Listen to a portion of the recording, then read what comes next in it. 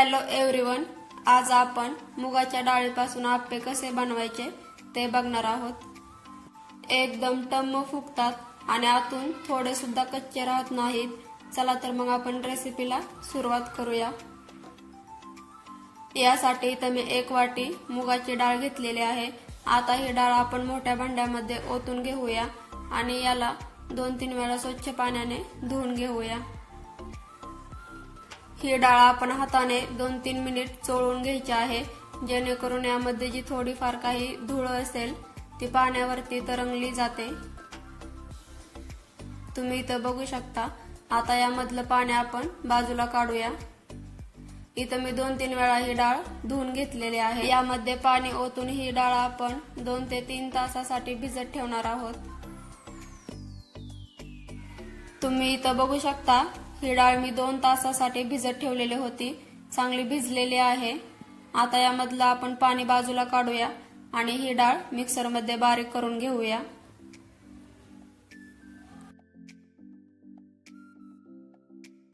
या डाळीचे वाटण करत असताना आपण यामध्ये 2-3 हिरव्या मिरच्या आणि थोडेसे आल्याचे तुकडे टाकायचे आहेत।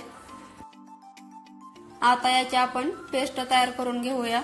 तुम्ही इथं बघू शकता, मी याची पेस्ट तयार करून घेतलेली आहे। आता ही पेस्ट आपण एका भांड्यामध्ये काढून घेऊया। या पेस्ट मध्ये आपण थोडंसं साहित्य टाकून घेणार आहोत। इथं सर्वप्रथम आपण बारीक चिरून घेतलेला कांदा टाकणार आहोत।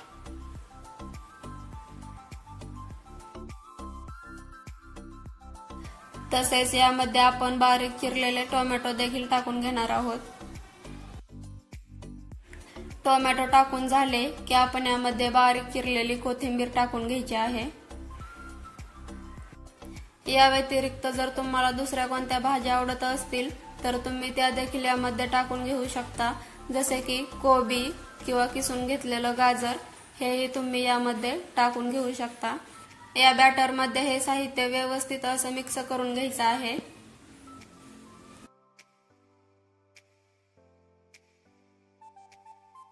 हे दोन्ही चांगलं व्यवस्थित असं मिक्स झालं की आपण यामध्ये थोडंसं साहित्य टाकून घेणार आहोत। यामध्ये आता मी चवीनुसार मीठ टाकून घेणार आहे।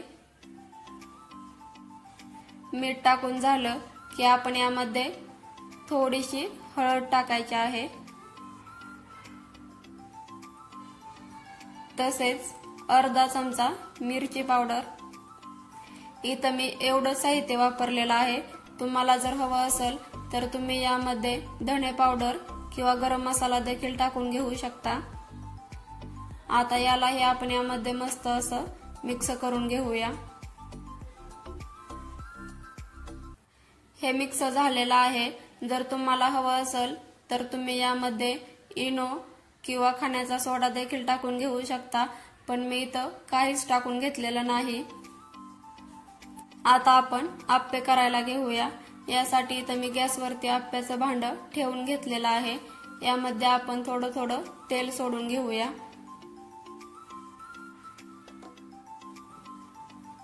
तुम्ही इथं बघू शकता, यामध्ये मी तेल सोडून घेतलेलं आहे।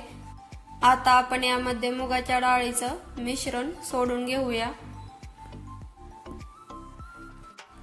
आप्पे हे नेहमी आपण तांदूळ आणि मिश्र डाळींचा वापर करून बनवत असतो, पण जर आपल्याकडे तांदूळ नसतील किंवा इतर आणखीन कोणत्या डाळी नसतील तर आपण फक्त एका डाळीचा वापर करून अशा पद्धतीची मस्त अशी आप्पे तयार करू शकतो। तुम्ही जर चॅनेलवरती नवीन असाल तर अशाच नवनवीन रेसिपी पाहण्यासाठी व्हिडिओला लाईक, शेअर आणि सबस्क्राईब करायला विसरू नका। आता या वरतून आपण थोडंसं तेल ओतून घ्यायचं आहे, जेणेकरून वरतून सुद्धा हे आप्पे चांगली भाजली जातील।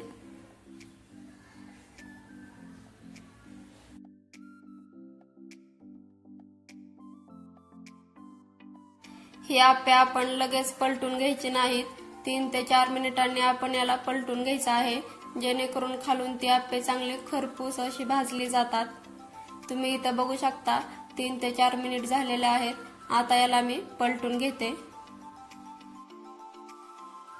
तुमच्याकडे जर जास्त टाइम नसेल किंवा तुम्हाला झटपट आप्पे बनवायचे असतील तर तुम्ही ही डाळ फक्त 15 ते 20 मिनिट भिजवत ठेवायची आहे आणि ज्या वेळेस आपण ही डाळ बारीक करतो त्यावेळेस थोडंसं पाणी ओतून नंतर त्या मिश्रणामध्ये थोडासा सोडा किंवा इनो वापरायचा आहे, जेणेकरून ही आप्पे एकदम टम्म फुगतील आणि आतूनही कच्चे राहणार नाहीत।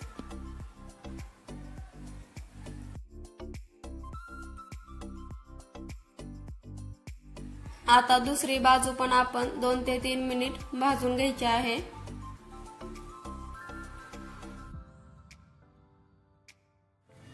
मध्यभागी जे आप्पे आहेत ती पटकन भाजली जातात, त्यामुळे आपण याला सतत पलटत राहायचं आहे। तुम्ही इथं बघू शकता मधले 3 आप्पे आहेत ती भाजलेले आहेत। याला आपण काढून घेऊया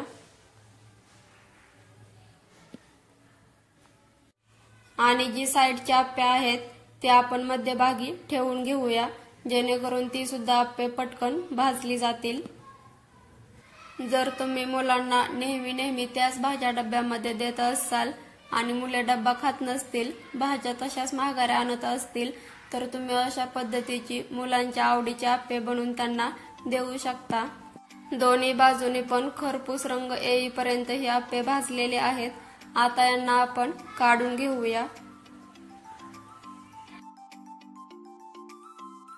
इथं मी सगळे आप्पे तयार करून घेतलेले आहेत। तुम्ही इथं बघू शकता एकदम टम्म फुगलेले आहेत, तरी मी सोडा किंवा इनो काहीच वापरलेला नाही। वरून कुरकुरीत आणि आतून सॉफ्ट असे हे आपले आप्पे तयार आहेत। मिश्र डाळींचा वापर न करता फक्त मुगाच्या डाळीचा वापर करून आप्पे बनवण्याची माझी ही पद्धत तुम्हाला कशी वाटली ते कॉमेंट मध्ये नक्की सांगा। तुम्ही ही घरी नक्की बनवा। चला तर मग भेटूया अशाच एखाद्या मस्त रेसिपी सोबत।